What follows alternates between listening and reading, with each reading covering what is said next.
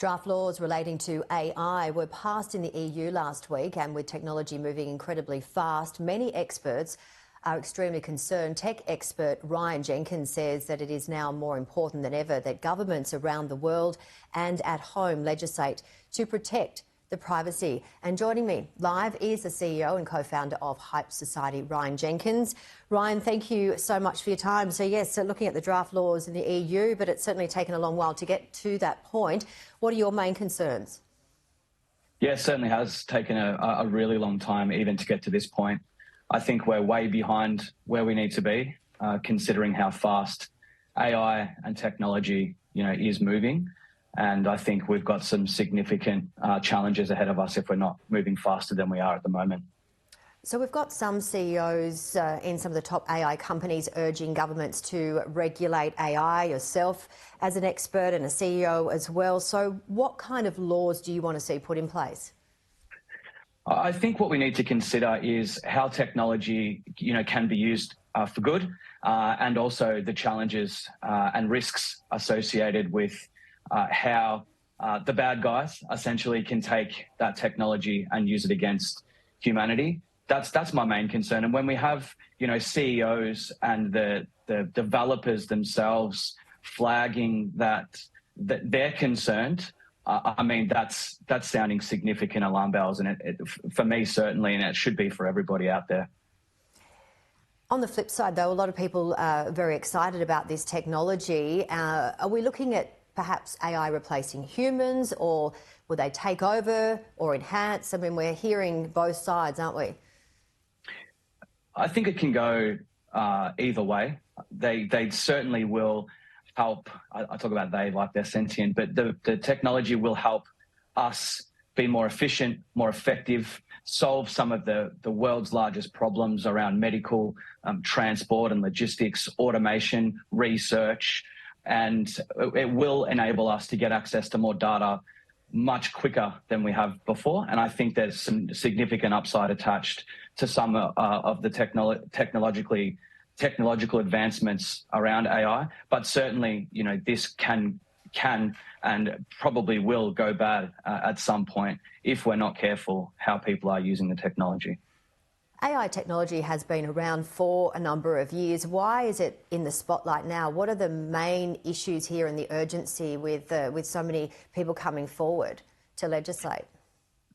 I would argue that AI has just got onto the scene properly now. I think before we were touting that, there was artificial intelligence, but in reality, they were algorithms, they were machine learning via rules and commands, where now we're actually seeing artificial intelligence, which is, the thought that machines are doing just like a human would essentially do. And that's where we need to be concerned. If machines are thinking for themselves, then that's where I think we need to legislate and really understand how that actually is working.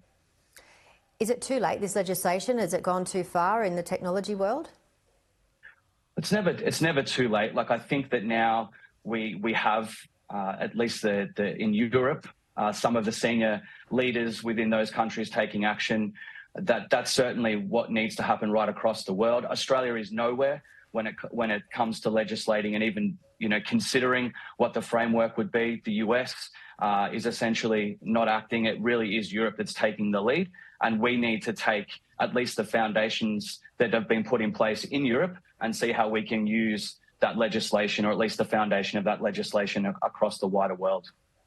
Now, I know you've done some research on MRI scans and how potentially AI can read our minds. What is this type of technology?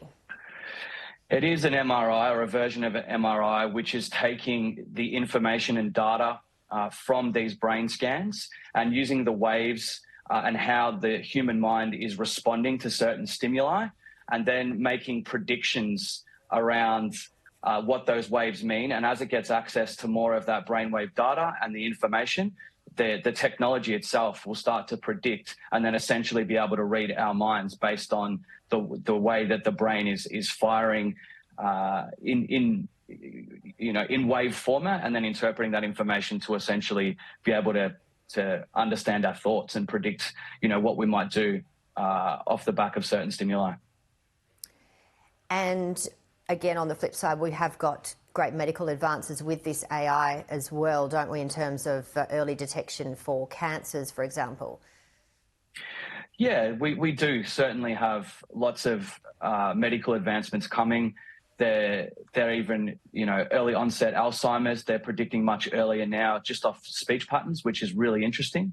So I think we will start to be able to get access to much faster medical cures to some of the major diseases and illness that we haven't been able to solve, like cancer, Alzheimer's, and some of the bigger medical problems that remain unsolved will be solved, I'm very confident, in the near future.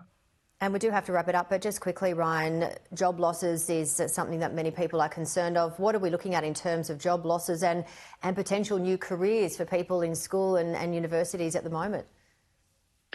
Yeah, job losses look like, well, the data and some of the reports that I've read, in the next 5 to 10 years, we'll lose 90 to 100 million jobs. But the flip side is that there will be another 90 to 100 million jobs that will be new, that aren't even on the radar yet, that are using technology. So I think for the kids that are coming through in the next 5 to 10 years, it's a really exciting time. And I think we're going to see, for the first time ever, integration between humans and machines. And I think it's a really exciting time for us to be able to really change the way that we interact and engage as humans with the benefit of technological advancements with AI. And the other thing as well is we're moving to artificial general intelligence, which means that, we'll essentially have machines that are behaving as humans would, with thought, with emotion, with problem solving, on steroids, essentially, with the access to data and the speed that they can move. It's much faster than we will ever be able to. Ryan Jenkins, thank you very much for joining us today. Thank you.